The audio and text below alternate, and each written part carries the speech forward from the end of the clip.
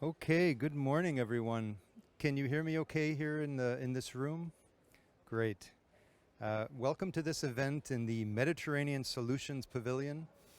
I'm Charles Besançon, and I'll be moderating all of the sessions and panels today. I've been working on various issues in the Mediterranean since 2006, when I was the head of the Protected Areas Program at the UN Environment World Conservation Monitoring Center in Cambridge in England. And then through my role with the Convention on Biological Diversity from 2012 to 2016.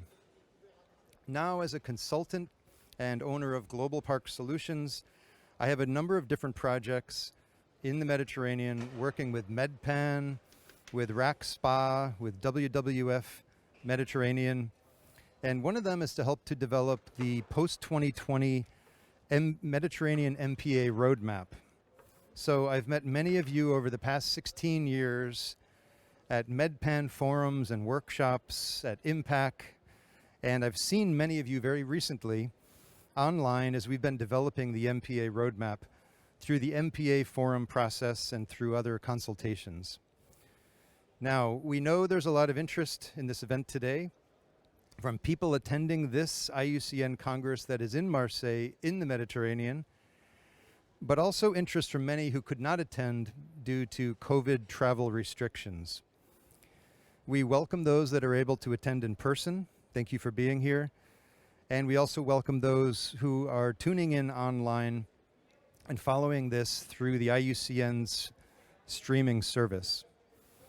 This event is being coordinated by RAC SPA, the Regional Activity Center for Specially Protected Areas, part of the Barcelona Convention.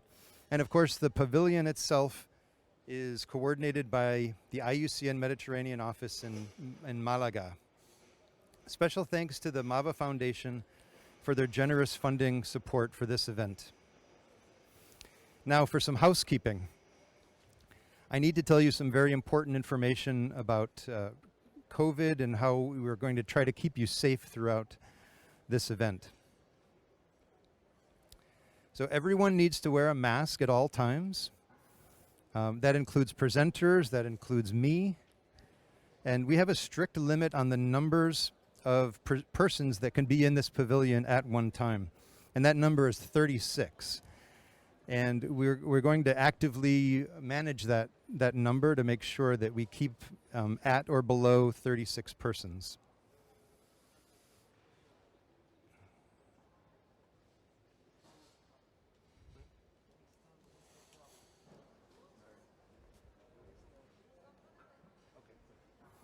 Okay, so more housekeeping. During each panel session, Yassine, who is here and can raise his hand. Thank you, Yassine. Yassine is working with RAC SPA. He's going to take the names and contact details of every person in the room, and this is for contact tracing purposes. The next thing you need to know is that every time we switch panels, and the panels are approximately an hour long or an hour and a half long, every time we switch, we're going to ask everyone in the room to kindly exit the pavilion so that we can clean and sanitize the chairs, the microphones, everything in this room. And sometimes we will have very little time between sessions, so we ask that you, when the panel's over, kindly exit as soon as you can.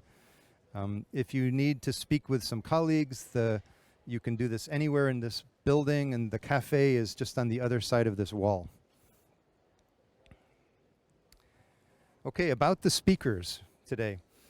We did not want to follow a typical format for the session today, so this is not business as usual. Not all speakers are conservationists today in this session, and we've tried to represent some different age groups as well. All right, now let's talk about the Mediterranean. The Mediterranean hosts 30% of the world's tourists. And this was before COVID, of course. 1/3 of the Mediterranean population live in coastal zones. 10% of the world's GDP is represented in the Mediterranean, with a huge divide between the north and the south. The Mediterranean is among the world's busiest shipping lanes in the world. And we know that the Mediterranean Sea is warming because of climate change, and it has warmed 20% faster than the global average, and has already seen a 0.4 degree Celsius increase in seawater temperature and a 1.54 degree Celsius change in air temperature over the global average.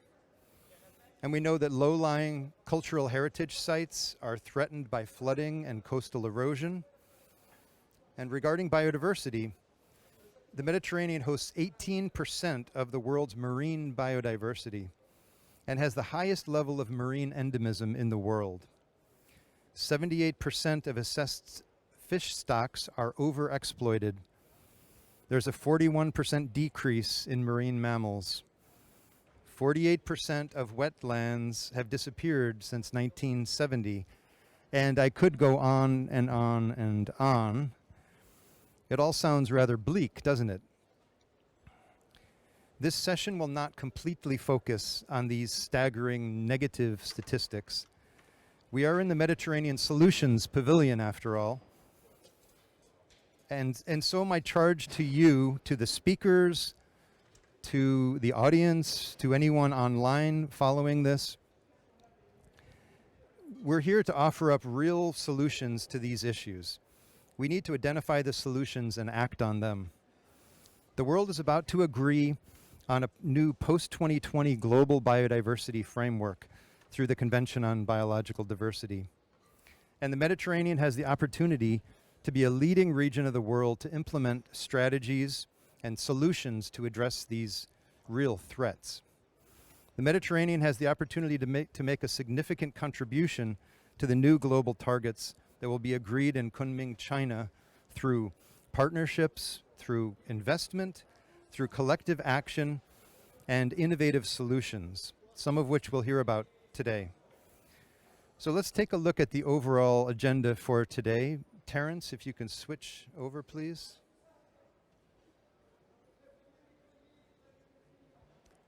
So this is the overall agenda for the day. We have the first session is now, called Where Are We Now? And then we have a session 2 starting at 11, Pathways to Making Peace with Nature in the Mediterranean. And there's 2 panels in that session. The first is Addressing Challenges.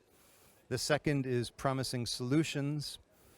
And then the last panel of the day is called All Hands on Deck. And this will be a wrap-up of the day and a summary. Oh, I thought it was. Yeah. So the last session will be a wrap-up and next steps moving forward for this. So that's the overall agenda for the day. Let's look now at the first session. Where are we now? So several major publications have shown that the Mediterranean is on a collision course with nature. What are the possible evolutions for our ecosystems and impacts on societies? We have 2 speakers for this session. Tatjana Hema, who we're still waiting to arrive, and Wolfgang Cramer, who is online.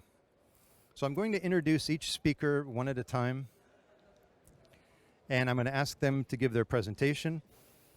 And I ask them to keep strictly to the time limits set so we can keep this whole session running smoothly. As the moderator, I will be reminding you as we get close to the time limit. After they both finish, then we're going to have time for a discussion.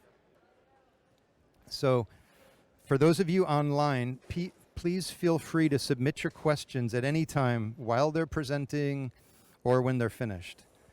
Please, in the Zoom chat, can you indicate to which speaker you're asking the question or if it's to both panelists? Please ask your questions through Zoom in English. For those of you here in the pavilion, I'll ask for your questions after the panelists have finished. And we'll try to get a mix of people in this room and also who are online. Any questions? I see none, so let's begin. So now I have the pleasure to introduce the next speaker, which is Professor Dr. Wolfgang Cramer. And Terence, maybe you can switch over now to him. The next speaker is Professor Dr. Wolfgang Cramer, an environmental geographer and global ecologist. He's a research director.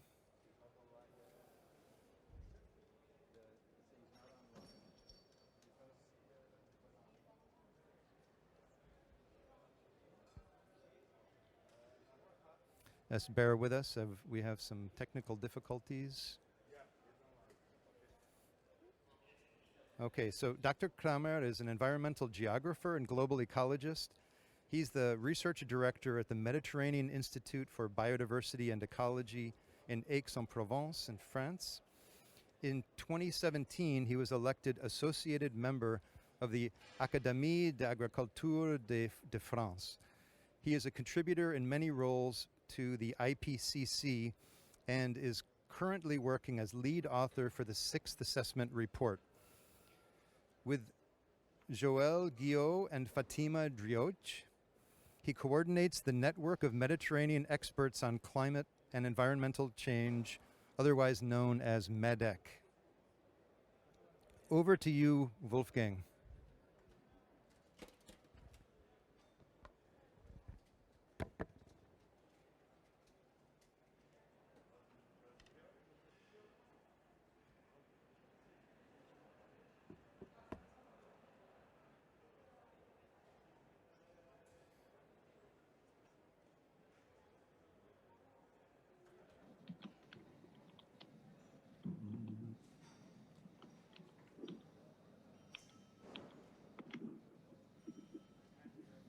Do not seem to have the audio there.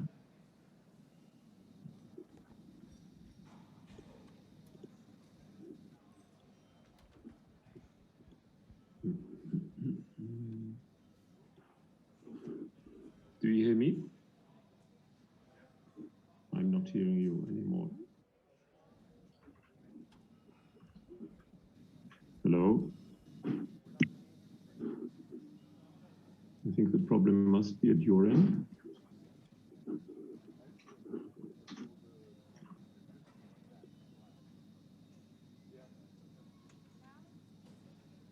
I wonder if I should just start, but I'd like to have confirmation that you see and hear, you see my slides and that you hear me.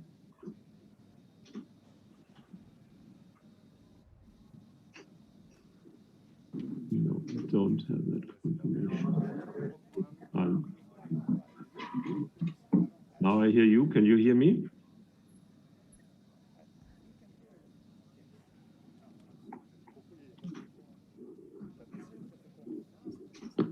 It's not working. Hello? Okay, sorry. Okay, very good. Are you going to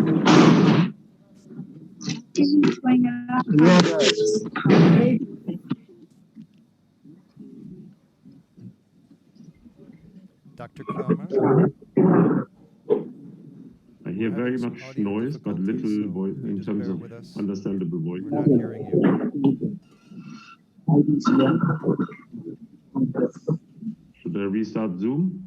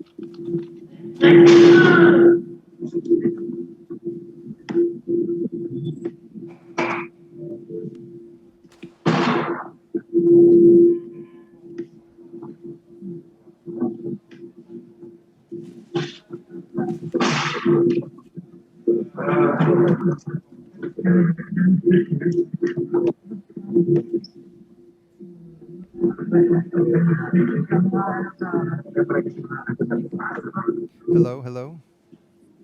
Hello? Wolfgang, are you there? Yes, I'm there. Yes. Okay, but we can hear you. We can hear you now. Okay. Good. Shall I just start? Hope it works.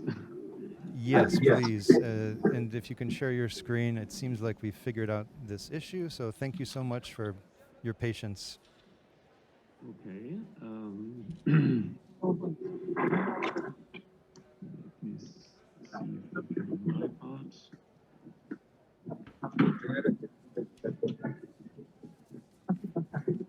So do you see my slide now? Yes. Okay. So sorry for the technical hiccup. So let me just quickly make an introduction on what the MedECC initiative was about and what our main findings are in the spirit of this meeting.